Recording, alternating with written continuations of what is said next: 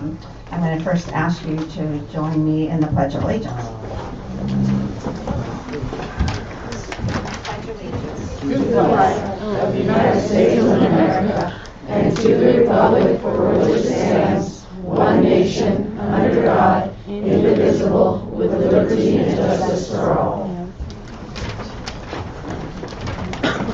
And I will do roll call. Mr. Lawrence? Here. Ms. Mason? Here. Ms. Mayo? Here. Ms. Town? Here. And Mr. Key. We are all here tonight. I'm going to next report out on the closed session, which again, we're going to take the opportunity to do over there. Item 7.1, which is discipline, dismissal, release, or reassignment of public employee, Government Code Section 54957B1. We had one case, and we provided direction to the staff. 7.2 was anticipated litigation, and actually also current litigation. Conference with legal counsel pursuant to Government Code Section 549569B. We have 3 cases. In the first case, we received information. In the second case, it was conference with legal counsel, paragraph 1 of subdivision D of Government Code Section 54956.9, Mount Diablo Unified School District versus Clayton Valley Charter High School et al. Contra Costa Superior Court, case number MSC 15-00574, and joint cases, and we did provide direction. And the third case was existing litigation, conference with legal counsel, paragraph 1 of subdivision D of Government Code Section 54956.9, Doe versus Mount Diablo Unified School District, United States, District Court, case number 18-CB-0025889, and we received information on that. 7.3, item number 3, negotiations. The board may discuss negotiations or provide direction to its representatives regarding represented employees pursuant to EERA Government Code Section 3549.1. Agency negotiators, Dr. Robert Martinez, Lisa Murphy Oates, Roy Combs. Agencies, MDEA, DMA, MDSPA, CSEA, CST Local 1, and Teamsters Local 856.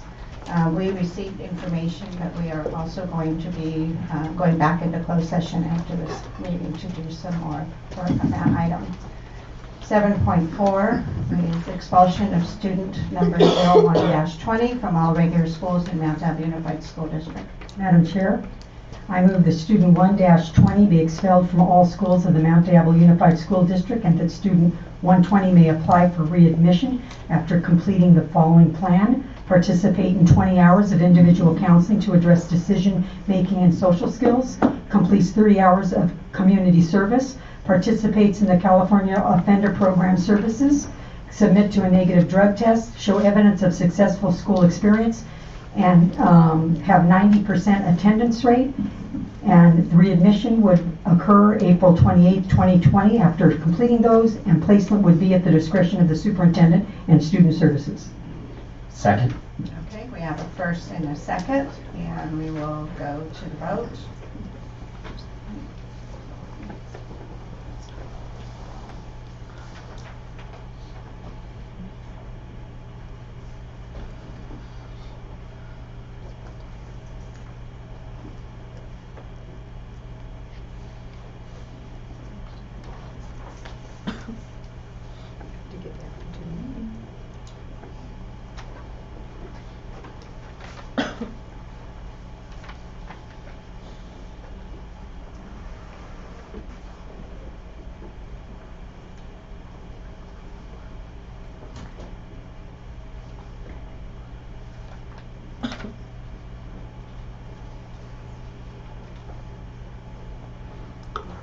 And that passes 5-0-0-0. Thank you. And we have 7.5, item number 5, expulsion of student number 02-20 from all regular schools in Mount Diablo Unified School District. Madam President, I move that student 02-20 be expelled from all schools of the Mount Diablo Unified School District, and that student 2-20 may apply for readmission after October 28, 2020. Readmission is possible with the following condition. The student must participate in 20 hours of individual counseling to address decision-making and drug use. The student must complete 30 hours of community service. The student must participate in the California Offender Program Services, COPS, for drugs and alcohol. The student must submit a negative drug test, and the student must show evidence of a successful school experience with no suspendable infractions, earn 50 credits, and have 90% attendance rate prior to readmission. I'll second that. Okay. Good. We have a first and a second. I'll go to vote.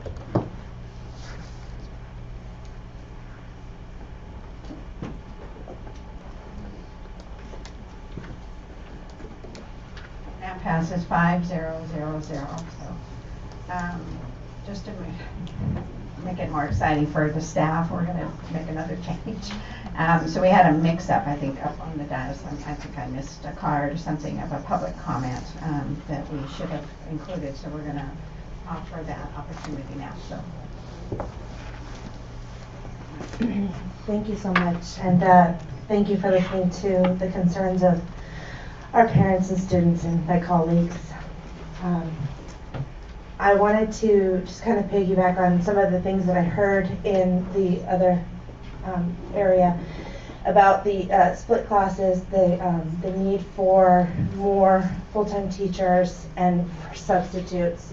It is so difficult for us to get substitutes, it's unbelievable. I teach first grade at Bel Air Elementary School. On Friday, I had 8 fifth graders in my class. The class had to be split, a few classes had to be split up because we didn't have substitutes. And we also are missing a full-time teacher. So 8 fifth graders on Friday, I had 5 today. It's tiring. And I know that those fifth graders are not getting the education that they deserve. Also, Bel Air Elementary has been broken into 4 times in the last 2 years, and 4 complete class sets of Chromebooks or iPads have been stolen. All of our testing for the district is done online, and classes are forced to share iPads within a window to get all the testing done for lower grades. Our computer labs are not equipped to handle logging in first and second grade students. It will take teachers 45 minutes to log in all of the students into the programs that they're supposed to be testing on. We've been told that the iPads and Chromebooks will not be replaced. So I think that's a major concern for equity. Also, I'm really pleading that you guys consider bringing more school counselors. I just heard about these expulsions, and I'm thinking, how can this be prevented if we can reach these kids from, from first grade?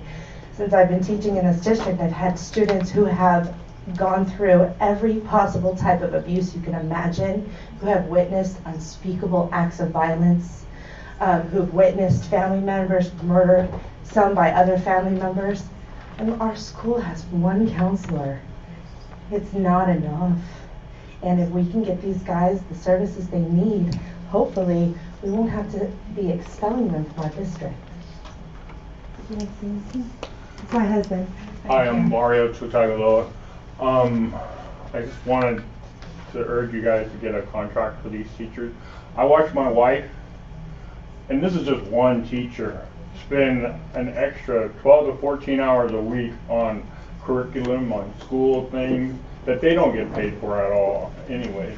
And when they say fair contract, I mean, I've been in construction my whole life. Nobody would show up to work. And these teachers are showing up to work over and over and over and over. And from what it looks like to me on the outside is that you don't take them walking out seriously. I knew for a fact my wife can get a job, pays way more money than what she makes being a teacher. And so saying that, I know for a fact that there are 200 other teachers that do the same thing.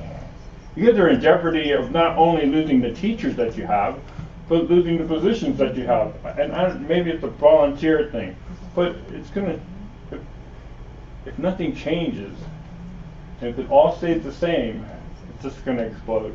I'm Mario. Thank you. Thank you very much. Thank you. Okay.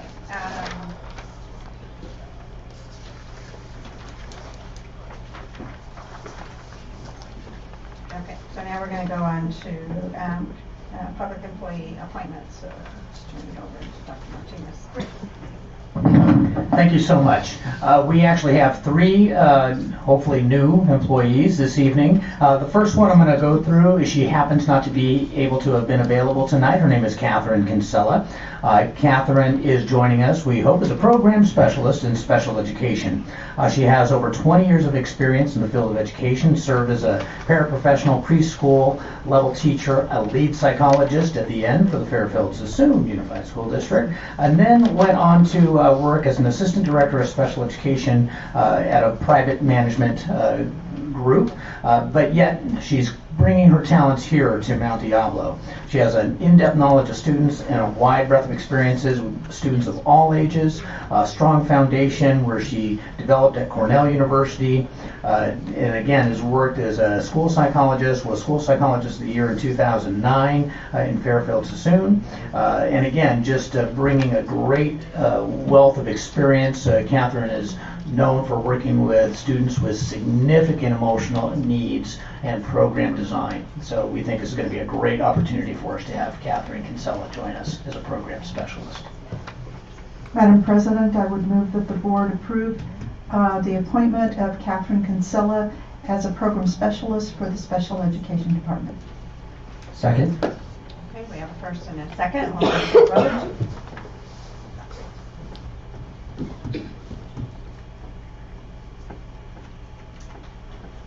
And that passes 5-0-0-0, so congratulations to Catherine.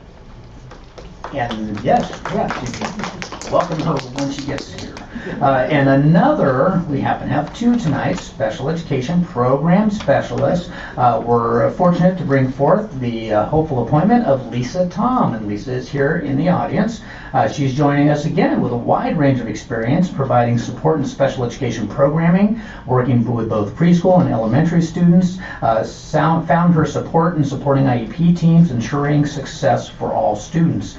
She served as a program specialist and as an elementary special day class teacher. She has actually worked as a geologist as well. This is something that we didn't talk about. But and has volunteered with her wife's high school math and science classes as well. She's found her love for teaching and rewarding occasions where she again works to help our special education students. She's built STEAM labs as well in her previous district and instrumental in implementation of curriculum that meets the needs of both general education and special education students. So we're thrilled to have Lisa Tom also join our special education department. Madam President, I move that the board appoint Lisa Tom as program specialist for special education. I'll second that. Okay, great. Is Lisa here? Yes, she is. Okay, but we'd like to see you. Thank you for being here. So we're going to go to the vote.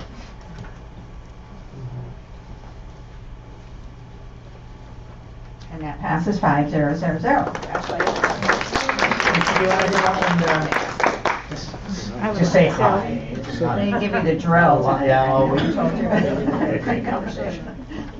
Thank you so much for having me. Thank you, President of the Board, board members, and Superintendent Dr. Martinez. I am really looking forward to working for the district and to serving our students and our communities here in Mount Diablo. So thank you so much. I appreciate it. Thank you very much.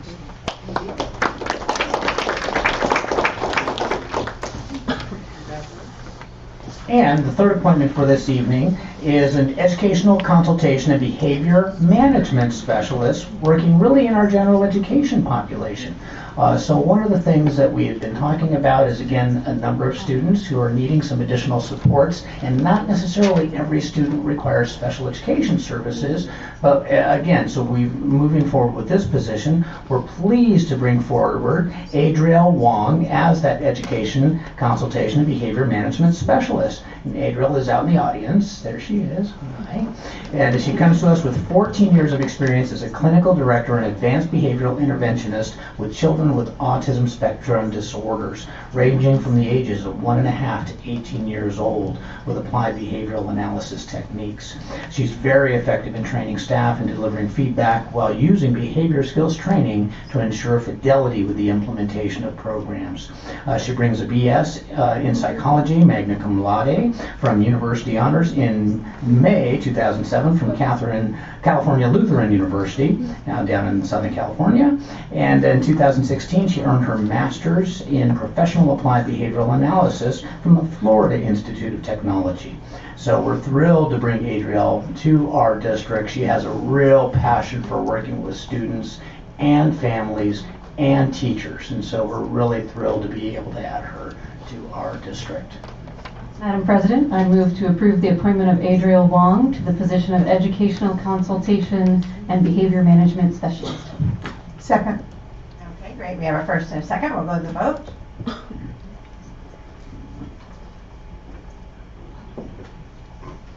And that passes 5-0-0-0. Adrielle will come on up and just say hi. Hi, I'm Adrielle Wong, and I just wanted to say thank you so much. I'm really looking forward to working for the district and just working with the kids and really helping out the teachers and the district with any needs that you guys have, behaviorally and just in general. Thank you so much. Okay, thank you. Congratulations. Okay. So among many things I haven't done well tonight, I forgot to have you introduce yourself. I apologize. Do you want to tell us who you are? We're going to move into student reports and we'll let you start.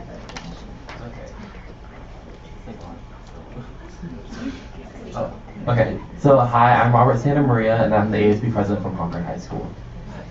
Do you want to go ahead and we're moving on to student representative reports. Are you representing Concord High? Yes. Okay. Do you want to give the report? Sure. So, good evening, President Durkee, members of the board, Superintendent Dr. Martinez, Superintendent's Council, and members of the audience. My name, like I said, is Robert Santa Maria, and I'm the ASB president from Concord High School. So recently at CHS, our Academy program just had their fall blood drive last Friday. And our Key Club just went to the Fall Rally North, and though they did not win the Spirit Stick this time, they all had an amazing time and raised spirits, setting an example for the entire district. Our band program has recently participated in the Franklin and Santa Cruz Band Review. At the Franklin Band Review, our band placed third, and our drum major won the sweepstakes. At the Santa Cruz Review, our drum major once again won sweepstakes, and our percussion placed first place. As you can tell, our drum program is pretty good. And our choir Our choir program is preparing for the winter performances. So, our fall sports are wrapping up and our winter sports are coming into season. Our football team has been battling hard this season and have their last game on November 1st against Mount Diablo. Basketball and soccer are both started conditioning for the upcoming season. Cross country had their Campolindo track meet last Wednesday and every member got a personal best. And water polo had their senior night last Wednesday against Alhambra and finally wrapping up the season. And this week is in NCS, and the girls team are currently placed 4th overall. And along with this, they have their league meet next week. The girls volleyball had their senior night on October 15th against Mount Diablo, which they won with a score of 3-0. And the girls tennis have their Dow Valley Division tournament on Thursday, October 31st. And 5 of the varsity girls will be playing, with top 3 singles and number 1 doubles. Okay, now for the best part, leadership. So, we had our homecoming week, which was based on Hollywood Magic. At the dance, we had a shaved ice truck and movies for those that wanted to just chill out. We also had a rally that recognized our senior athletes and had special performances from cheer and our urban dance club. To top things all off, we announced our underclassmen royalty winners at the rally and our king and queen at our homecoming game against YB. Additionally, we had lunchtime activities that included a series of games such as a cowboy relay race and friendship bracelet making during lunch. To top it off with the teacher performance on Wednesday. Overall, it was a successful and memorable homecoming. After homecoming, we had started to work on some upcoming events such as our holiday project, cocoa and cramming, dodgeball and winter brunch, and our winter wishes. This year, we have a new committee called Positivity Festivities. They're responsible for spreading positive vibes around the school. We're also participating in Scare Away Hunger along with other programs such as choir, band, soccer, all of them. And then, we also have begun our rough outline planning of Leadership Exchange, which is happening in the spring. And our theme this year would be based off the word imagination. Thank you, and go Minutemen. Thank you. Okay. Who's up next?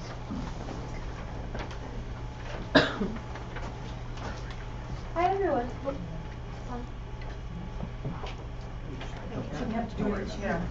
You're not timed, so you're fine. Oh, it's okay. You can Okay, pick the so- mic up a little bit if you want.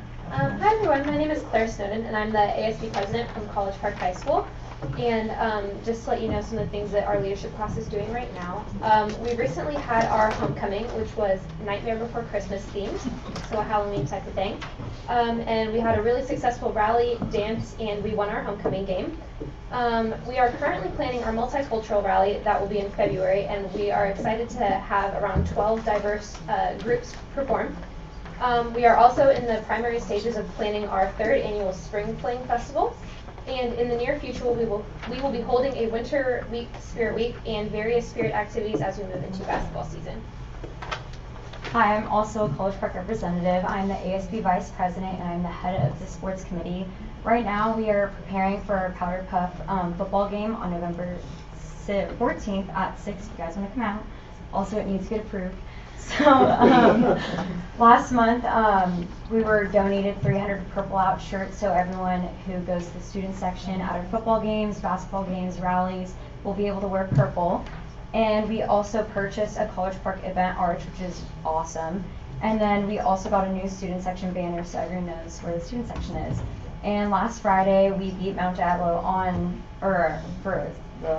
we beat Mount Diablo 42-6 on our senior night. You gave lots of great information, but we didn't catch your name. Oh, I'm Sierra Lees. Sorry. Thank you. Thank you very much.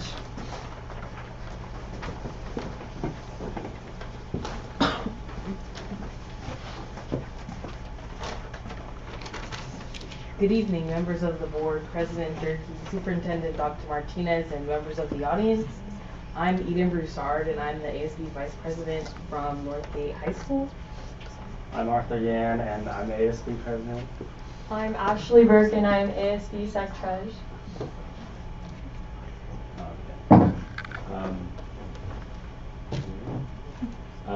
We are in a bit of a low period at the moment, but things are starting to pick up quickly once again. Our fall sports season is coming up to a close as the winter season is fastly approaching. Trials begin next Monday. Last week we had senior nights for women's volleyball, women's tennis, and football. This weekend our cross-country team had their Mount Sac race in LA, which is the farthest traveling meet. The boys varsity team came in 2nd place in the race out of 19 teams. Around school, we're beginning a lot of new things. We're going to start having socials every month as a way to bring more spirit to the school and raise funds for the junior class and junior prom and things like that. And hopefully we'll continue to just build morale for our ASB count. Beginning next week, we're going to start collecting winter wishes from all the students of the school. where each student will get the opportunity to make a wish for something in the leadership class. And we try to get as many of them done as possible during our Winter Spirit Week. On November 14th, we'll be hosting our biannual blood drive in our gym. It's going to be open to any members of the community so long as they have a visitor's pass to come in. And it's going to take place in our gym. This Friday is our big football game, our Battle of the Creek football game against Los Lomas, which is very exciting. Everybody's all super excited about it. Before the game, we're going to have our annual tailgate, and at the tailgate there will be food trucks, free face painting, free beads, free games just for people to like come and have a good time before heading into the game. Yeah. That's it. Thank you very much.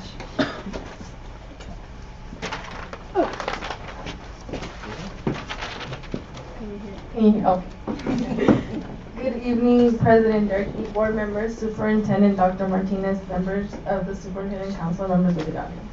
My name is Ciro Guevara, and I am a representative from Ignacio Valley High School. So marching band has had a great season, and they competed this weekend at the Foothill Review. Our football team is 7-2, and last Friday was their senior night, and they did good. And this week they will play their final game at Benicia. And cheerleaders performed at Stanford, and they performed with the cheerleaders during the game. And as we speak, we are having a Halloween Spirit Week as well as an appreciation to like the staff members. So today, for example, was Pajama Day, so we called it Zombie Day. And you also had to like high five any staff member you saw. And tomorrow is which is which, so it's Twin Day, and you get to take a selfie with your favorite teacher or staff member. The freshman leadership class is working on Recognition Day, which is a day in which we recognize the warriors that have a 3.0 and higher, so they've achieved better grades. And we have a club carnival on Halloween Day, which is also a good opportunity for each class to show, like, get feedback from the school. And we want to thank all our alumni for coming out and supporting our athletic programs and making our football games memorable. Thank you. Thank you.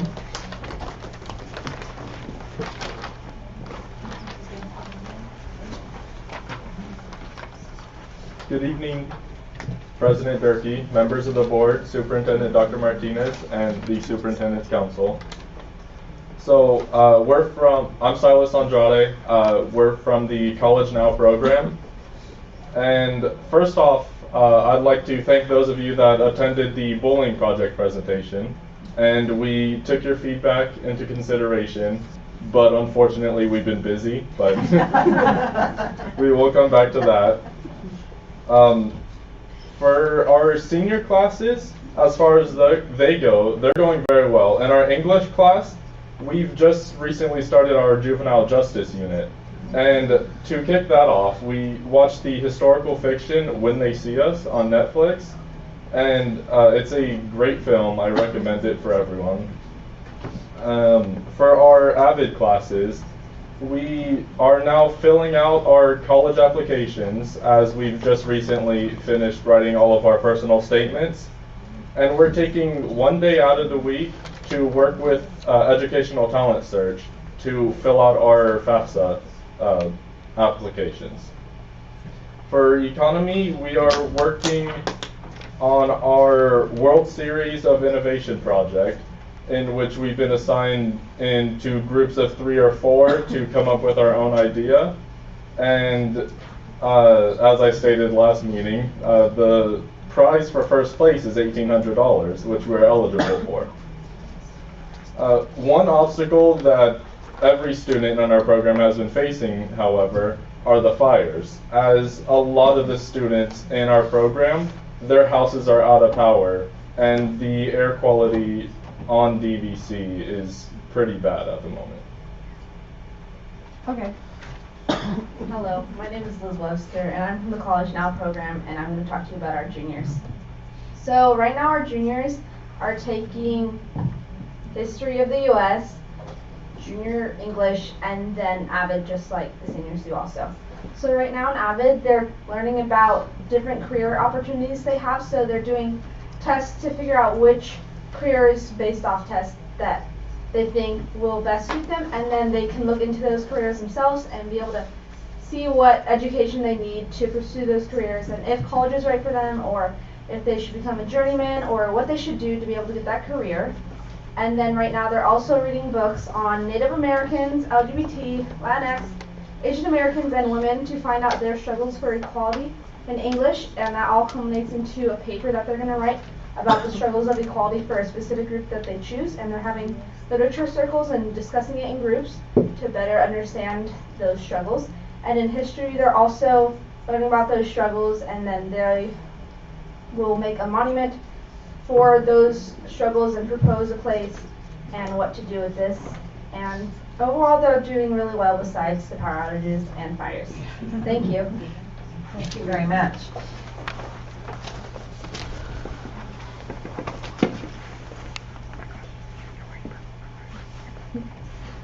Good evening, President Durkee, members of Board members, Superintendent Dr. Martinez, members of Superintendent Council, and members of the audience. My name is Melody Espinoza, and I am Vice President from Mount Diablo High School. My name is Andrea Garcia, and I'm the ASB President. I would first like to address the homecoming rally that took place on October 18th. As mentioned before, our theme was classic horror. Performances were all great, and the audience was full of excitement. The spirit week that took place before the homecoming rally continued to show school spirit. The homecoming dance that took place in our cafeteria on October 19th was quite a success. Everyone talked about how the DJ did a great job and the dance itself was a success. Teachers came to the leadership room to congratulate us in person on all our hard work put into the dance. Students mentioned the fact that it had been one of the best dances in years. Personally, I really like the theme and I really like the decorations, although we're still finding spider webs all over the place. Coming up is our costume contest on Halloween, as Dia de los Muertos celebration and MBTA field day. On Thursday, we'll be having teachers judge the costume of the students participating in the Halloween costume contest. And on this Friday, we will be setting up an altar in the cafeteria for Dia de los Muertos, which is a holiday where people can celebrate or remember their past, their loved ones.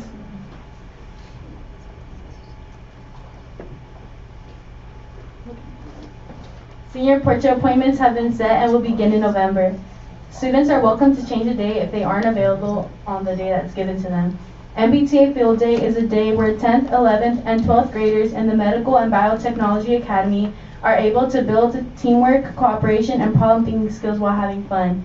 It will be held in Baldwin Park, which saves us a lot of expenses for transportation because it's right across the street. The MBTA seniors have been working on this for a month to meticulously plan the day and ensure everyone has a great time. They will be participating in a series of games that are meant to create new friendships and solidify professional partnerships within the academy. Thank you. Great, thank you.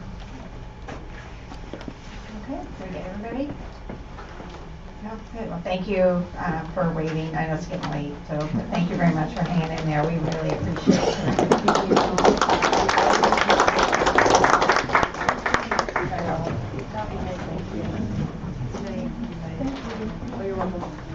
Okay, so we're going to move on to board member reports. And so Mr. Lawrence, you want to start? And I recognize it's going to be a long night, so I'll keep mine on the briefer side. I think throughout our community we're faced with the challenges posed by fires, the wind, and the erratic communications from PG&E, which make it challenging, and I think that has created a tremendous pressure on our students, our families, our staff. I know some people had questions as to why school was open today. I think that first and foremost is the safety of our students, and though some students might have the opportunity to stay home and be in a sheltered environment, for many of our students, being at our school sites is their best option, and so we want to provide that, as well as obviously pursuing our educational mission. And so I want to say thank you to the staff for all of their efforts today. I always, when families ask me, I always say you should look at the available information and make the best choice for your own student, and make the decision based on that. But our staff worked incredibly hard over the weekend, last week, in preparation for today. I think it went, in many instances, really well. I think, unfortunately, at one of our schools, at Northgate High School, due to a plethora of issues, it was a very, very challenging day there. I think that it's something that, one, we need to be accountable for, two, we need to learn from, and three, we need to do our absolute best to make sure something like that does not happen again, and I appreciate everyone's efforts on that. I think that, much like all of my fellow board members, I think we're always impacted when we hear from our teachers, our parents, as we did tonight earlier over at Monty Gardens. And I think the challenge we face as a board is, as our costs go up and our available funds continue to shrink, how do we stretch those dollars? And I don't think there is any argument that we would like to do every single one of those things, whether it, from a standpoint of have more nurses, more librarians, more counselors, reduce class sizes, as well as provide a raise. But in order to do just one of those things, it will require cuts in other areas. And so those are the trade-offs that we face. And I think that in order for us to get to an agreement, I think we're going to have to look long and hard at what the trade-offs are. And our community has been great about supporting us from a facility standpoint with both Measure C and Measure J. But pretty much any agreement we come to is going to require more money from the state in order for that to be sustainable for our district. And so that's going to require, there are two possible ballot measures in November of 2020, one pushed by CTA, one pushed by CSBA. I think it'll be challenging to have two. I think hopefully that there's an effort to get behind one of those measures, and I think our community will have to come out in support of that, because if at least one of those measures does not pass, we will be facing some very, very difficult choices and having some rather massive impacts on our community, and it will impact our students in a way that none of us would want. So we will have to work together to make that happen. So thank you. I went to our speaker series. I went to Ignatia Valley High School for the college fair. I thank all the staff and parents that helped plan both those events for our families. I also went to the charter school hearing, and it always saddens me when any group of people are out advocating for themselves and feel that one of the ways to do that is to downgrade other people. I think you can always make your point without trying to bring somebody else down, so that saddens me.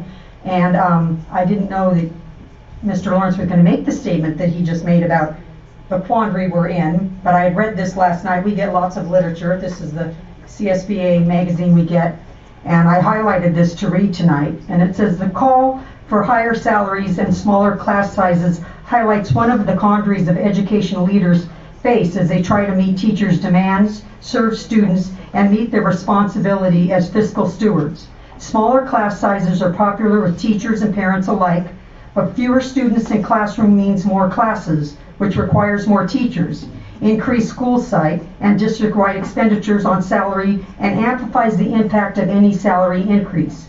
At the same time, rapidly increasing healthcare costs, skyrocketing pension obligations, burgeoning costs for special education, and a constant barrage of unfunded mandates created by new legislation eat away at limited revenue. To add to these difficulties, for the first time in California's history, the number of school-age children is declining, reducing enrollment and associated revenue in a manner that had not been felt recently. Believe me, to all the teachers and that went home and the parents that are frustrated, we are doing the best we can by you, but we have to balance the budget and we have to try to meet the needs of our students. not just the students that are coming next year, but the students that are right here today. And we're facing some very hard decisions because every time we add a teacher and reduce class size, we just increase the cut we have to make in the future. So bear with us. And I know you want to say, do it fast, but I'd rather do it smart. Thank you. Thank you. Ms. Mayo? I want to echo some of the comments that were made, and I attended many of the meetings that were already provided. The Parent Advisory Meeting, the District English Learner Advisory Committee meeting.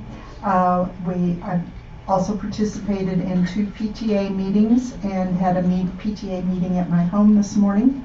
The LCAP Speaker Series was a great event where we received information about the Food and Nutrition Services Department and the delivery changes that will be happening, and we all got to sample some of the great food items that are available in our cafeterias. Thank you to Board Member Lawrence for mentioning the full and fair funding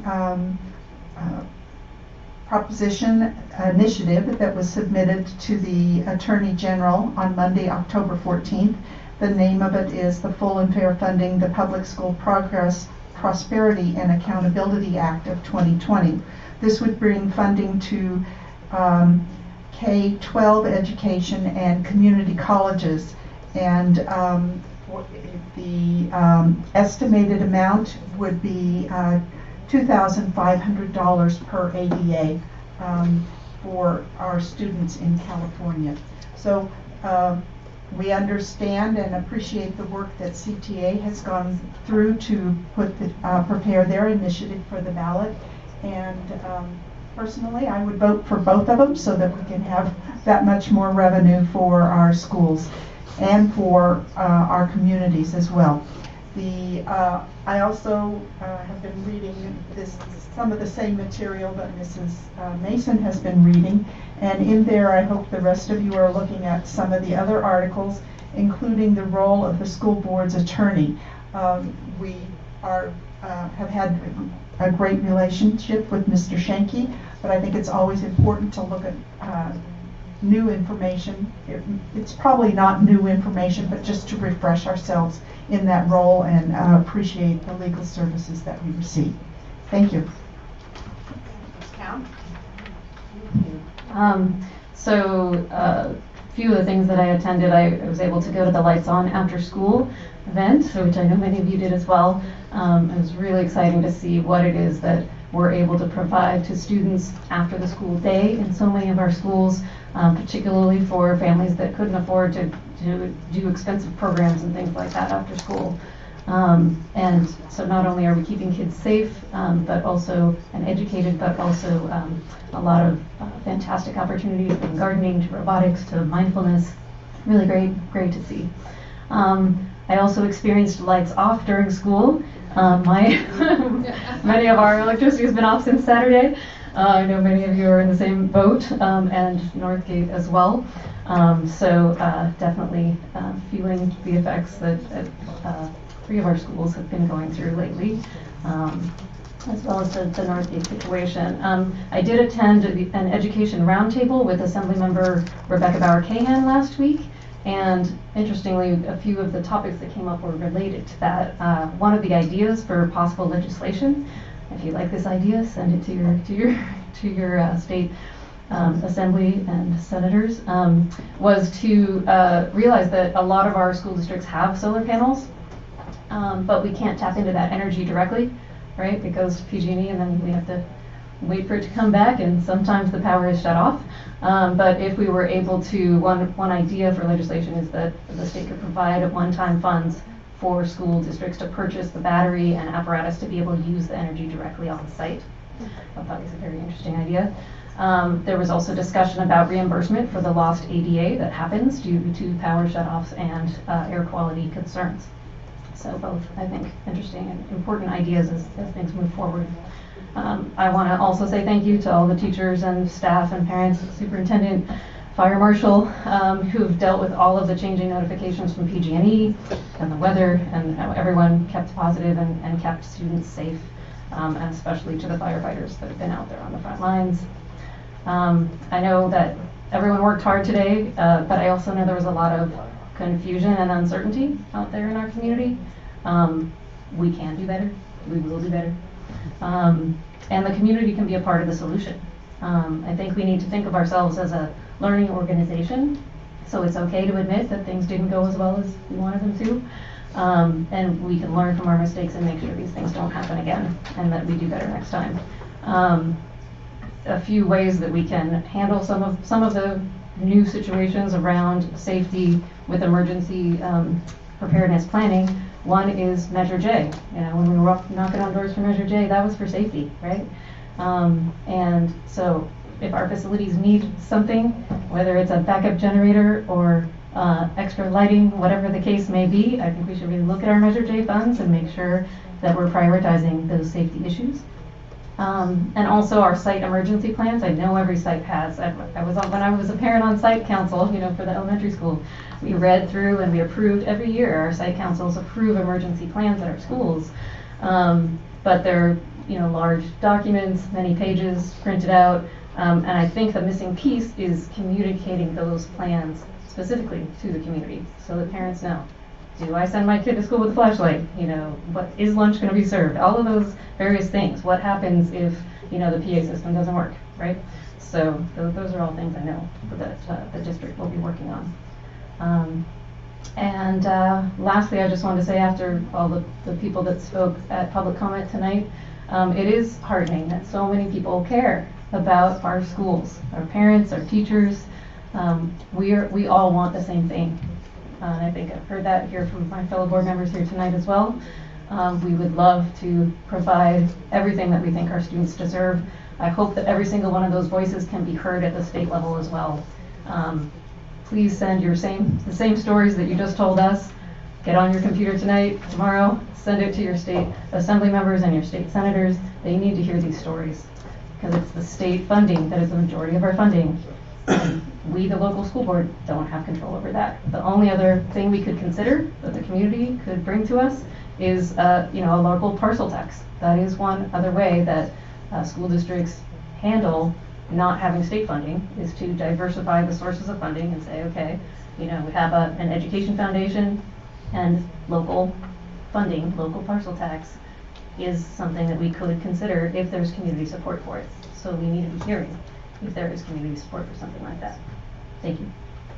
Great, thank you very much. So I'm not going to repeat the same meeting. So I just, but there is one that wasn't mentioned that Ms. Mayo and I are on, I think it's called Task Force, and called Education Task Force, Pleasant Hill Task Force. This was something that was formed some time ago for 2 board members to meet with 2 city council members in Pleasant Hill, along with our superintendent, and to kind of focus in on some particular issues of working together. So we just had that meeting. It was the first time for Dr. Martinez to have that experience, and he did a great job, of course. We're very happy he was there. So that work continues. And I just want to share a couple of announcements that things that I thought were particularly important and interesting. One is it's called Early Childhood Mental Health Community Forum. It's on Saturday, November 2nd. It's the Contra Costa Behavioral Health and also First 5 Contra Costa that are putting it on. It's Pittsburgh Senior Center, 10 a.m. to 1 p.m.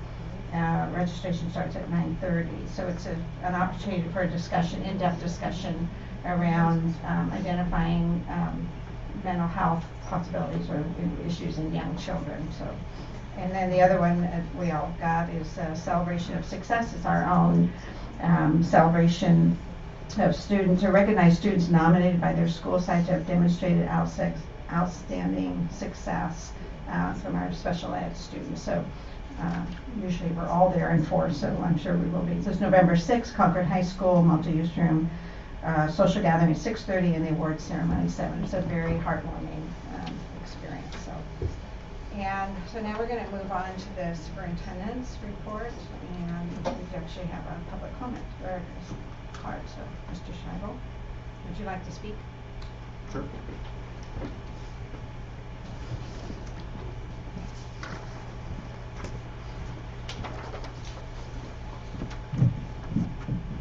Good evening, Board President Durkee, Board members, Superintendent Martinez. You may know my name is Jim Shabel. I'm the Executive Director over at Clayton Valley. Come tonight just with a delivery for you, as well as some additional information, hopefully give some context for Clayton Valley's desired relationship with the district. In regards to the delivery, so I've got a check here for you guys. This is $925,000 in change to you all, and so I'm hoping to give this to the superintendent after I'm done with my comment for you guys.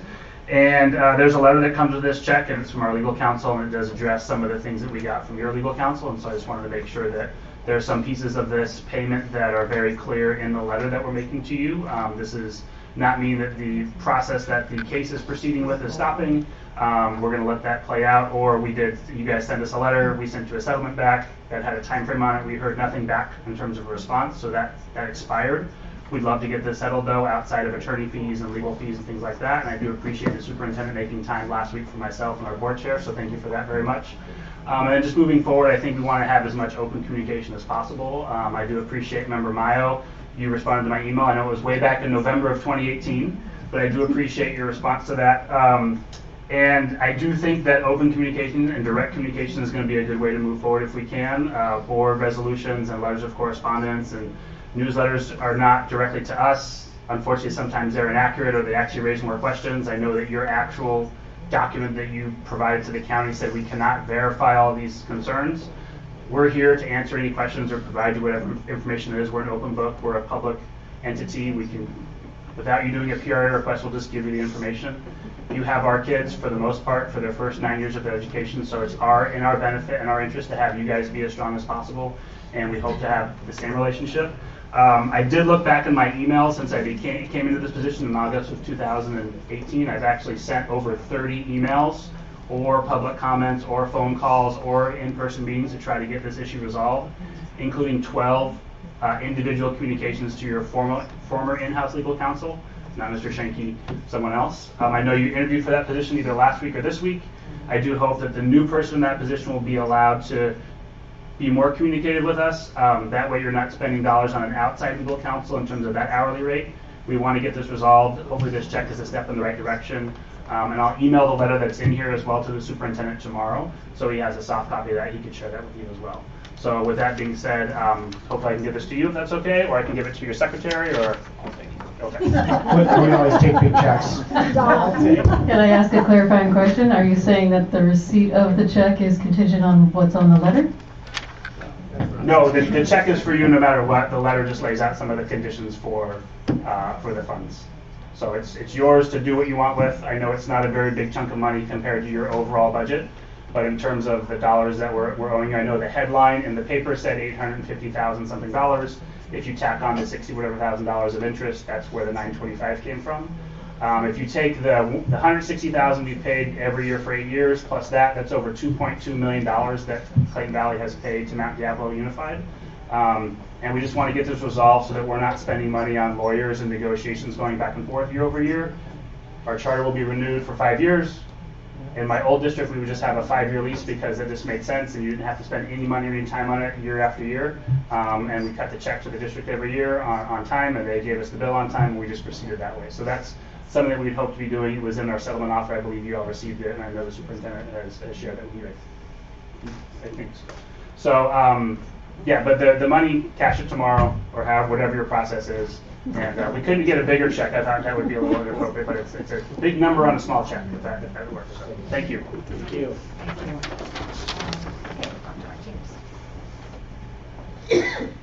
Well, thank you, Director Schiebel. I mean, it was a pleasure meeting with you and sitting down and having conversations about, again, our students in this community. We think it's important to continue to do that. And again, my office is seeking to communicate with everybody who cares about our kids. We have a lot to do. And again, even our Pleasant Hill folks were kind of like, we need to meet. And it's like, I know, everybody. But things as we can get to them. Again, we have had a very, very busy day, a very busy weekend trying to work towards, again, we've talked about this, the circumstances that trying to solve a puzzle with pieces that continue to change from PG&E and the best information that we can. I spent some time on Sunday communicating with the county superintendent and superintendents throughout Contra Costa County, coordinating with the information that we had from PG&E, the Contra Costa County Office of Emergency Services. We did decide, given the information that we had, that we were going to attempt out of safety and security, as Board Member Lawrence spoke about, keeping our schools open today. We did have 3 schools without power. And one, unfortunately, based under, again, the circumstances of the day and working directly with the fire marshal, we did make a decision in collaboration that we couldn't sustain the best safety we thought throughout the day, so we did close the school midday. Again, the information that we have is really changing almost hourly, and how many times it gets out there in Facebook. The other concern is not just without power, but again, the air quality. Going back, last year and even the years before, we've all learned more about the AQI than probably we ever thought we'd want to know. And yet, the information has to continually be reviewed for the process of securing safety of our students. So one of the things that we did is made sure that all of our school sites, all of our departments, all of our people who manage our employees and students had information regarding the AQI, knew how to get on the sites to monitor what was happening for the maps. There are several different places to go. We are recommending, again, the Bay Area Air Management District. They're the folks that our county is relying on. If our county is relying on them, if our police authorities, fire authorities are relying on them, we're trying to use one general reference. So that's the information that we're using to, again, then take the suggestions that we have for air quality and implement at our school sites. I know even early in the morning people thought, well, it's green and it's okay and our kids can do these activities, but we're trying to be extremely cautious and sensitive to limit those outside activities when the quality of the air is not acceptable range for our students. Again, I'm just going to thank again all of our school staffs across the district, but especially again our Northgate community, our Walnut Acres community, and our Foothill Middle School community. Those 3 schools did not have power today, but they were caring for students. Once again, our Food and Nutrition Services Department showed up with a great prepared plan with meals that they were serving out of the refrigerated trucks, which had passed muster the week and a half before through the county services as well. And so we know that they were out today trying to shut down other schools, but we had a plan that was meeting the needs of our students. Not in our district, by the way, across the county. So again, what we know at this moment, and somebody checked the time, power is on at all of our schools right now. We know that we have teams out there running the air, getting circulated through the systems, checking again to make sure everything is okay. So I'm going to say it, we plan on having school tomorrow, barring any unforeseen circumstances. Schools can run educational programs without power. It can happen. Superintendents across the state are doing this at this point. The difficulties start to come when we have multiple days of power outages, because that creates a significant impact on our campuses, on the food supply, on the emergency lights. When you look at our exit light, it's on right now, but they don't stay on forever when the power goes off for a certain amount of time, and they have to regenerate when the power comes back on. So again, very minute details that we're looking at, and we understand. Now I'm going to say it again. Families have to make a decision about their children, their safety, if they feel they do need to keep students home for their own security and safety. It's not our desire or intent to punish any child for that set of circumstance. And if we do feel that we cannot support the safety and security, we'll make different decisions about our schools. So one extremely positive thing from last night, and I don't think anybody mentioned this one, you might not have known, which is kind of one of our communication things, but we had a Special Olympics program at Concord High School. And we had included 25 different districts or different schools to come. So hundreds of students were participating in soccer activities with our avid leadership teams of Concord High School, taking care of students, guiding them through games. It was just a wonderful Friday morning experience. And again, even as we were kind of prepping, those things are happening every day at so many of our schools. It's our teachers, our support staff, our administrators are leading. They are leading every day, and they're leading with resilience to help those students be prepared and get through to the next day with our family support. So I'm going to leave it there at this point, but thank you. Thank you very much. Okay, we're going to go on to recognitions and resolutions, and we have 14.1, review and potential approval of resolution number 19-20/20-24, recognizing November as Native American Heritage Month. So yes, Native American Heritage Month. This is something that has again come before this board in previous years, and so we'd like to bring it back, simply recognizing, and I won't read the entire thing, but that the country was home to generations of Native people long before the arrival of European explorers, and each of these tribes had a unique and vibrant culture as well as a system of social order. And it goes on to talk about, again, the rich level of educational curriculum that we have and the process that is in our kindergarten through 12th grade that focuses on, again, our American Heritage Month, Native American Heritage Month throughout the process. Do we have a motion? Madam President, I would move that the board approve resolution number 19/20-24 in recognition of November as Native American Heritage Month. I'll second that. Okay, thank you. We have first and a second. No other comments. We'll go to vote.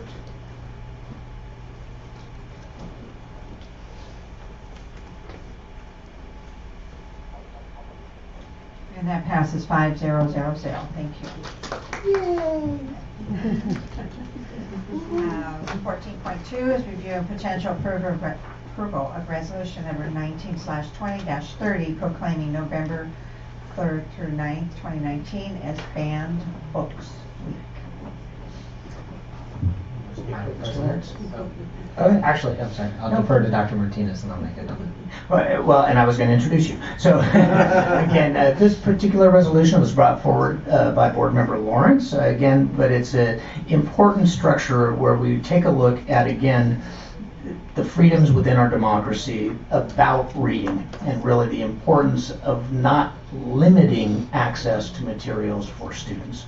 But Board Member Lawrence. Thank you. And I think this is one I've been proud every single year when our board has unanimously supported this. And I think now, today, as we see a diminishment of the press, that we see a diminishment of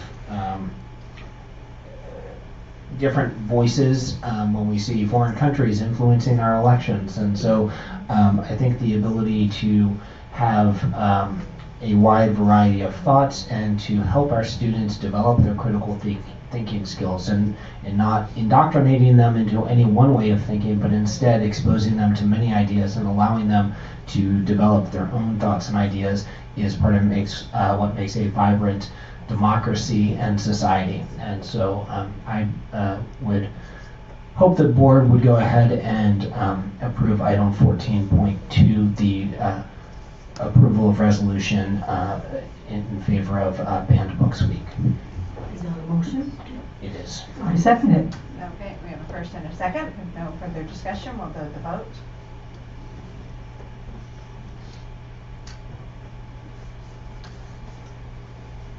And that passes 5-0-0-0. Great, thank you. Okay, we are now at the consent agenda.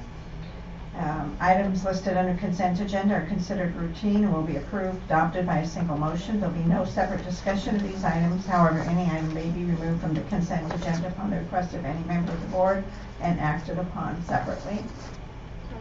One comment. I was interested in further detail about agenda item 1611, and so I just hope that the superintendent would be able to provide that. Just some of the detail of the grant would be a welcome information. We've always supported the CTE grant applications, so perhaps next time more information You could don't be. want to pull it tonight? No, I won't pull it tonight. But yeah, we're just interested. In the information that we did provide to the questions, there's a link in there as well. I don't know if you got that this evening. It was sent late, right before the meeting was starting. Okay, so I haven't had a chance to read Yeah, it. no, All right. exactly. Okay, thank you. Okay, all right. We have a motion for the consent agenda. Madam President, I would move that the board approve item 16.1, the consent agenda as presented. Okay, do we have a second? Second. Okay, we have a first and a second. We'll go to vote. And that passes 5-0-0-0. Thank you.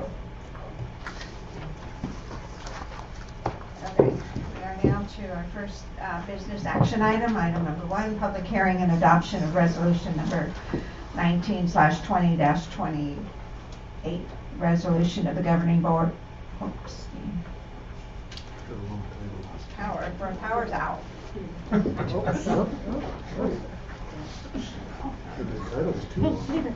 Careful with that phrase. I mean, Resolution of the governing board, Mount Airy Unified School District, recommending that the Contra Costa County Committee on School District Organization approve and establish trustee areas from which the Mount Airy Unified School District trustees will be elected in a by-trustee area election process, and resolution number 19-20-29, resolution designating election years for trustee areas. And we have a presentation. yes, we do have Larry Furchaw here, who's been doing a lot of work for us on this issue to give us a little synopsis again tonight. Just a little for the synopsis. Again, Larry Furchaw, Corporate Strategies, President, or key members of the board. Dr. Martinez.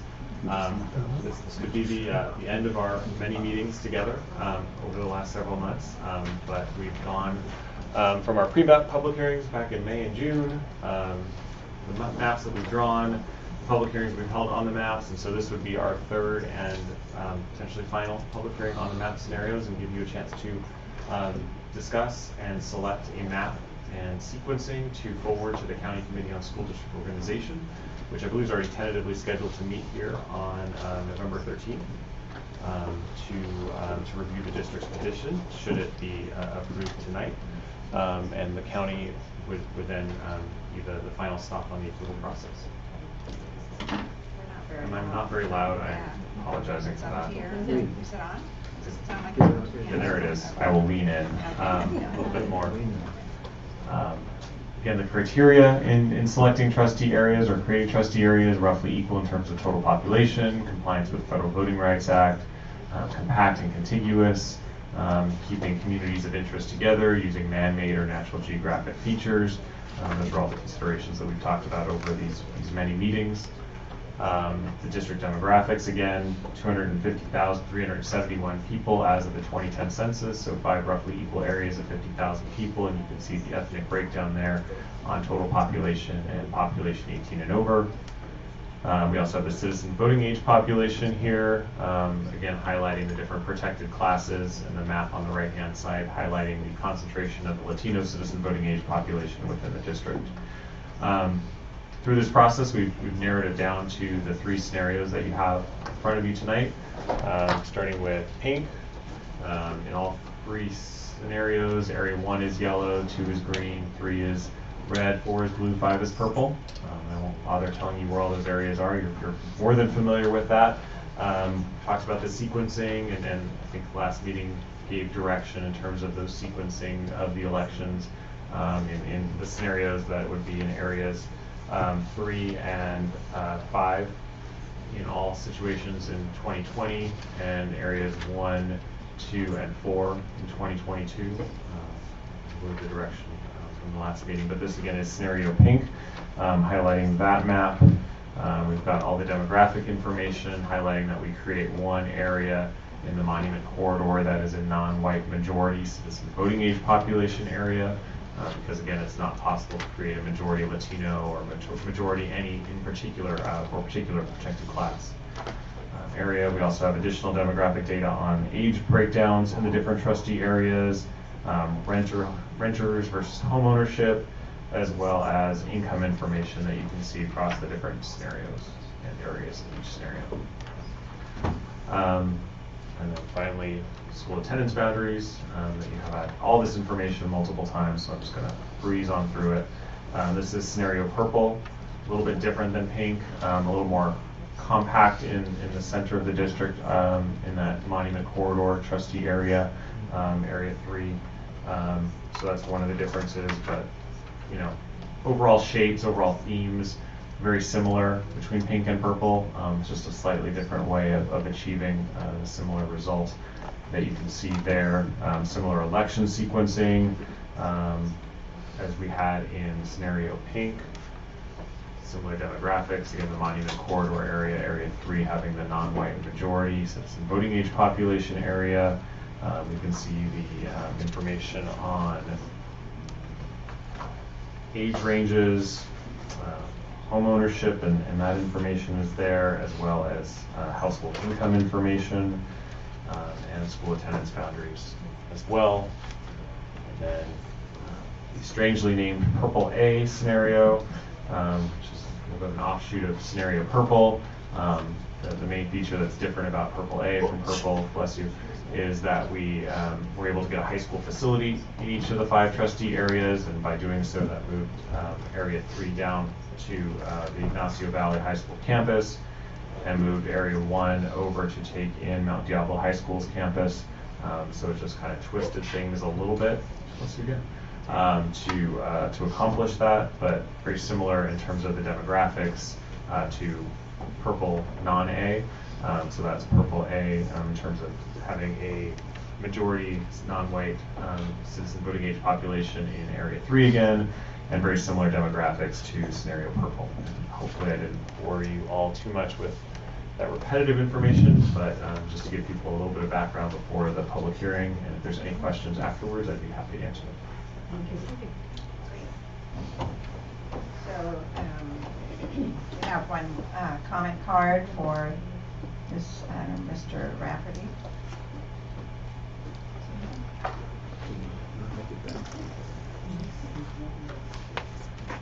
Somebody's going to be back.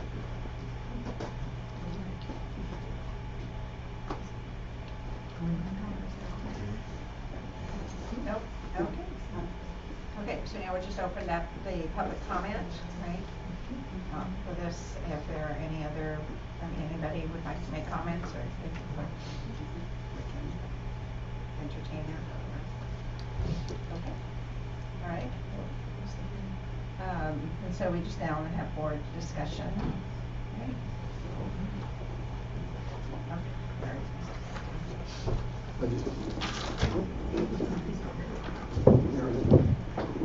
Just wanted to. It's on. There it is. I just wanted to indicate to you that as you have on your agenda, you have 2 resolutions to consider tonight. The first one is number 28, 19/20/28, relating to picking an area. We have to pick an area. I'll have to fill in the blank, and then board will approve it or not approve it, or just give me an idea of which one you want to select. I did want to say, although Mr. Rafferty was here earlier, apparently he could not make it back. I did have a discussion with him, and he has expressed again, like he expressed last time, he's very happy with the process that you undertook here in this. And I want to thank the person who worked most diligently on this is Mr. Furchaw. He's done a wonderful job, has provided all the information. We have reached out to the communities. We have tried to provide as much information as we can for you all to go towards a election by trustee area. It'll be a new world for this particular district, as it is for many districts in California. And Larry and I both hope that you select a good area and hope to have good success with your elections. Great. I'll entertain anything from any board member. I like Purple A, and I heard at the last public hearing that several members of the public as well liked purple A, so that would be my preference. Same. Second. I will make a motion for purple A. Second. Okay, we have a first and a second. Do we have any other comments? I would agree. I think that that is what we heard the most from the community, and it represents in terms of also creating two majority-minority areas, which was one of the goals of the act. Yeah. I just want to acknowledge that we have one person that holds up the back wall that's in favor of pink, but I think the board majority is purple A. Free Clayton. Thank you, Mr. Langley. And then once we vote, we can stop calling it purple A, right? Because that sounds like purple. I'm thinking purple haze. That's what I was, it will forever be purple A, I'm sure. Unfortunately, it's what we have to transmit to the county. Yeah. As you present Yeah. it to the public. I would ask that the board actually adopt the resolution 28 with the Okay. insertion of Okay, so we need the purple A motion as to the say center. it that way.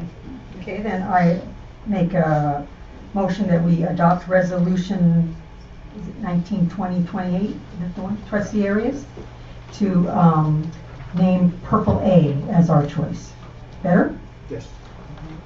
Second. Okay, we have a first and a second. If there's no other comments, we'll go to the vote.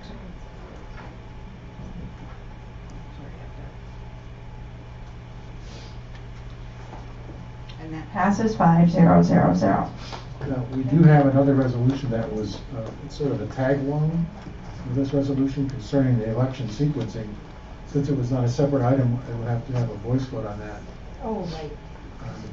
Now, you actually did adopt election sequencing with the adoption of purple A, because there is an election sequencing on that now.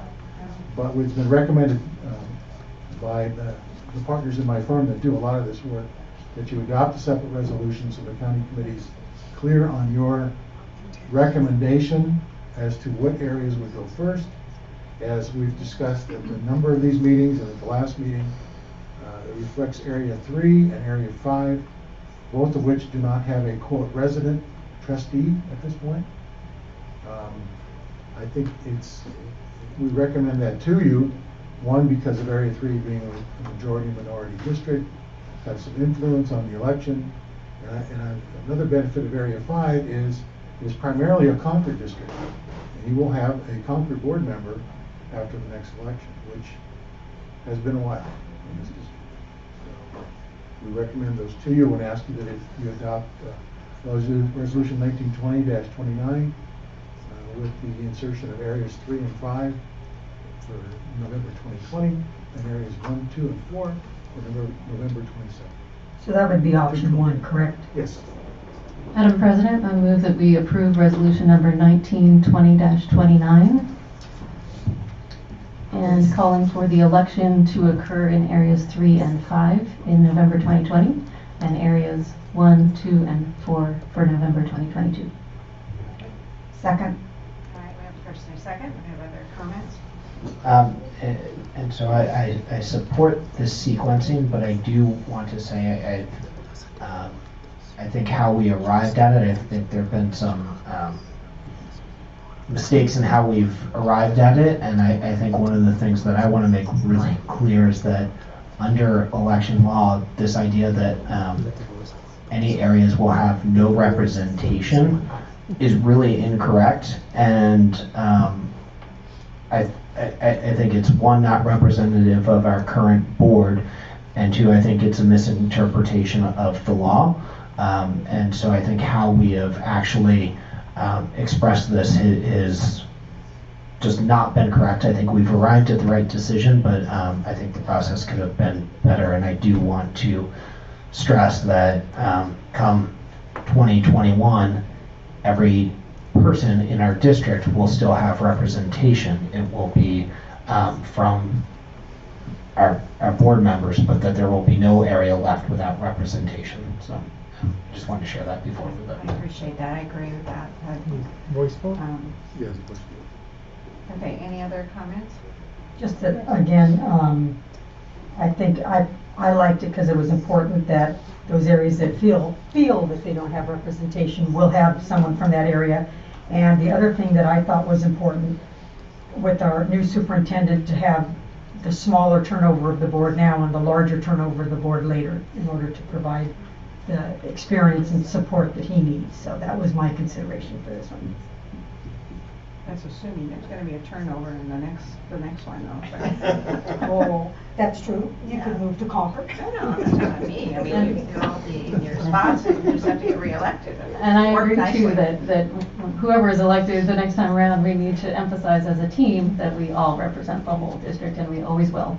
The only thing this process is doing is to ensure that the people who sit at this table are living in various parts of the district so that they hopefully have varied perspectives. So, yes. We need a voice vote.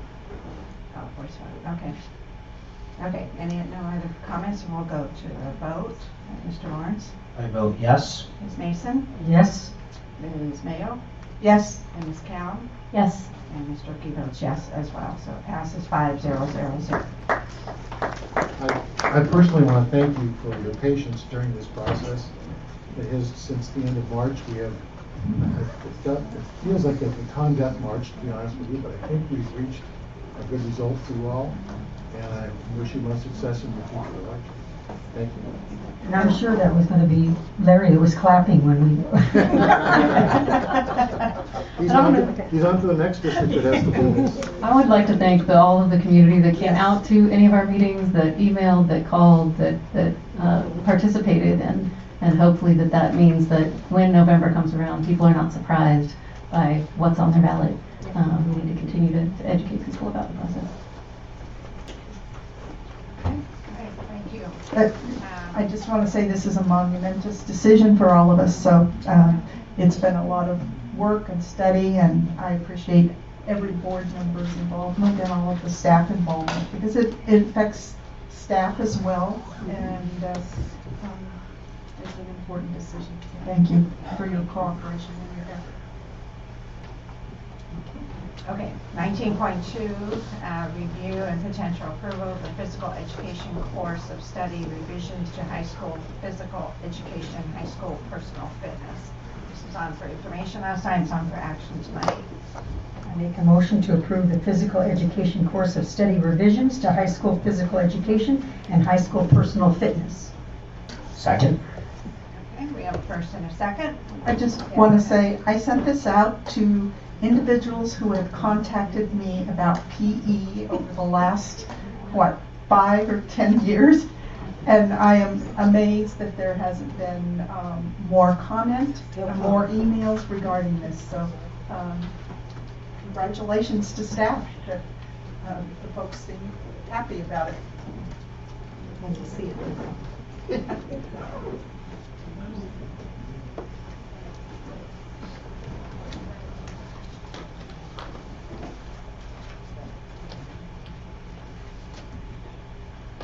And that passes 5-0-0-0. Thank you. Item 19.3, review and potential approval of the Williams Quarterly Report for October 31st, 2019. Make a motion to approve the ratification of the Williams Quarterly Summary Report, October 31st, 2019. Second. Okay, we have a first and a second. There are no comments. We'll go to the vote.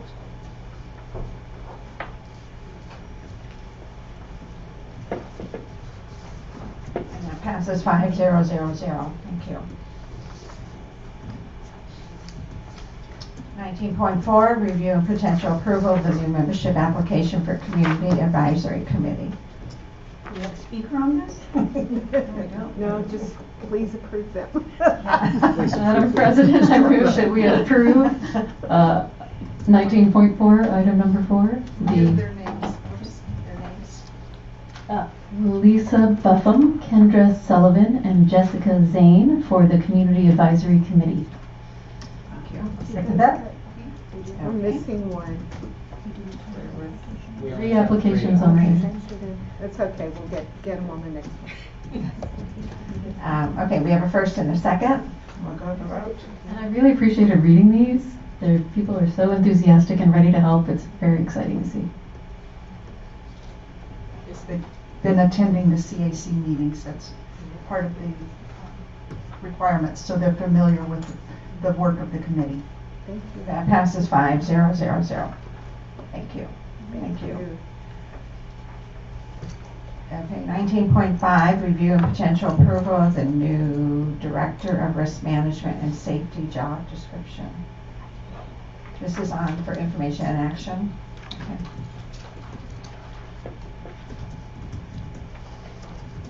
So I apologize, I did not see the response to some questions that I had submitted.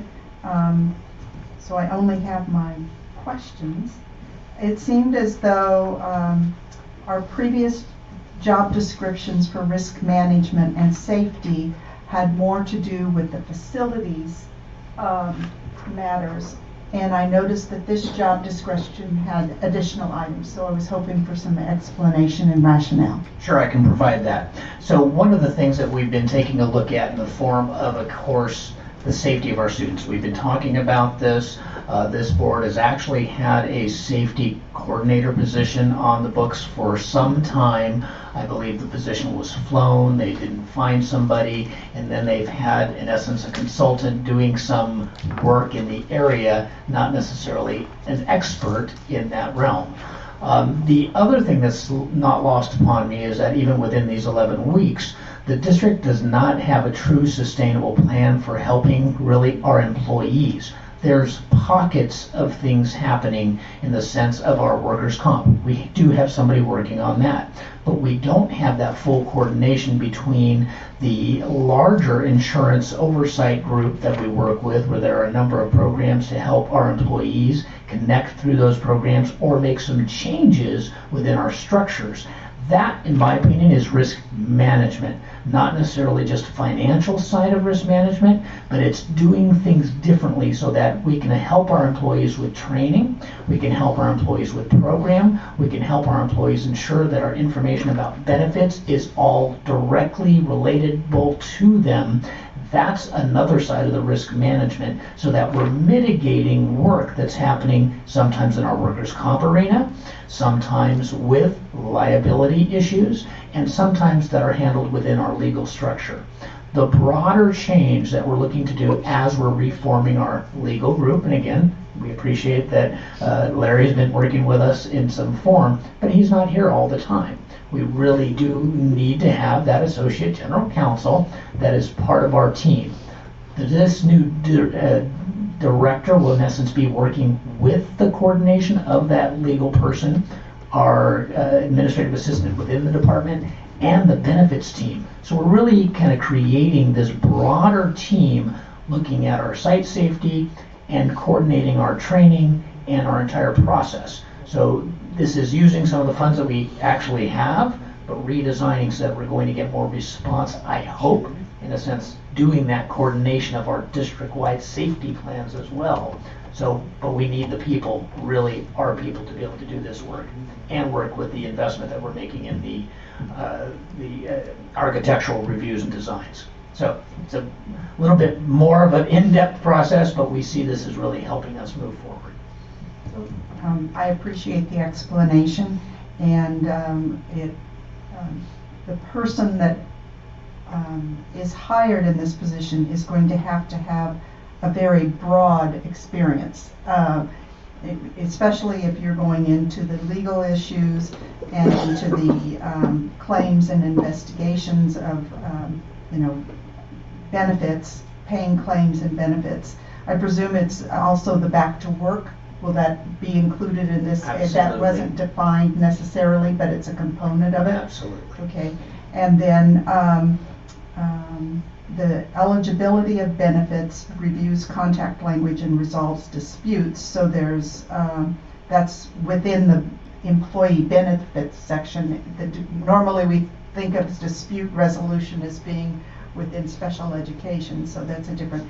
The final one that what I had a question about, it said evaluates the performance of staff and directs needed training. Is that for staff that may be within that department, or is that for staff district-wide? it'll be both. Because the supervision will more than likely have the current workers' comp person. We understand that person is leaving, so we're going to take a look at that position, which will work in coordination with this individual. Really more of a direction rather than being in human resources at this point. The benefit side will also be, again, coordinating with this person, so we'll have it together that the benefits are on one side, the workers' comp on the other, and the overall mitigation of the risk involved in both is being coordinated through one person. The training aspect will be coordinating then again the training that we do for employees, slips, trips, falls, that type of training, the mandated reporter training that everybody has to do. Rather than having it in different departments, this person can coordinate with those different folks, but we'll have one set location, one set process that'll help us all get the training that we need in consistent process, working with the departments. And meeting timelines then too. Absolutely. And then the salary, it was listed as salary range 18. Can you provide the range? I apologize. I believe off the top of my head, and I know our HR person had to leave, I think it's roughly within it's the director range for most of our other directors, director of child nutrition, our classified directors. So we're approximately 15,000 more than what the safety coordinator position was. That's an approximation, but I can get you the exact data on our salary schedule. Okay, I think that answers my questions. I know in other public agencies, it's very common to have all of these under one umbrella because they do all mesh together. So I would move to approve the new Director of Risk Management and Safety job description. Second. Okay, we have a first and a second, and there's no other questions? I just want to say I really appreciate the way that you're looking at our systems as a whole and how to really coordinate, because that's we saw it in action today. There are places where we can do better, and this is one way that's going to get us there. I appreciate that.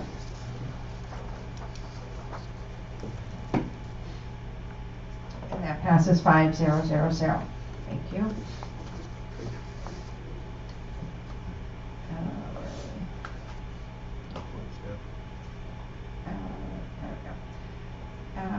we go.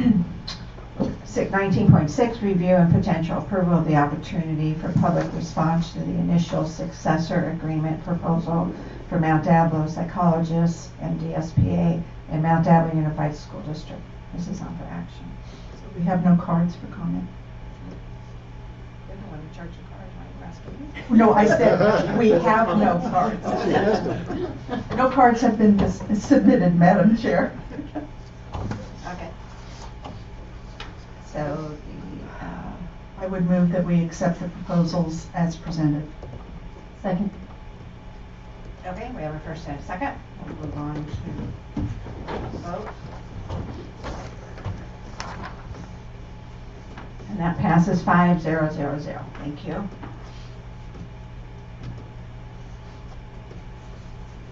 (19.7) Review and potential approval of the revised instructional program specialist categorical program site-based job description.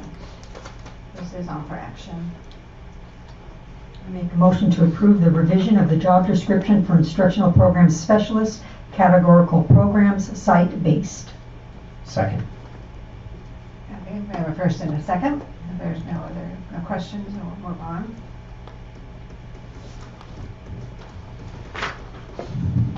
And that passes 5-0-0-0. Thank you.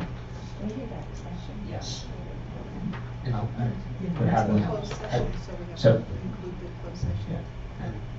Madam President, in a shocking turn of events, I will propose a meeting extension, and I'll give a little context that the board will be going back into closed session and having discussions regarding negotiations. I think we want to make sure that we give that the absolute maximum time that it needs, so I would propose a meeting extension to 1 a.m. That is a shocking revolution. Second. And I'm going to vote no.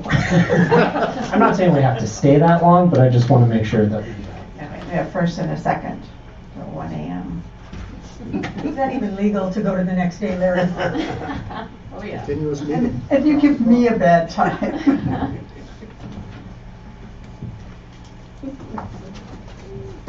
Y'all are here to do what it takes. And passes 5-0-0-0. So we do have some documents to sign, I'll bring them down there. So, yeah.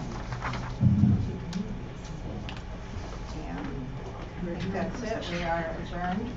Some of our newer members of our audience don't understand the humor. I don't understand what's funny.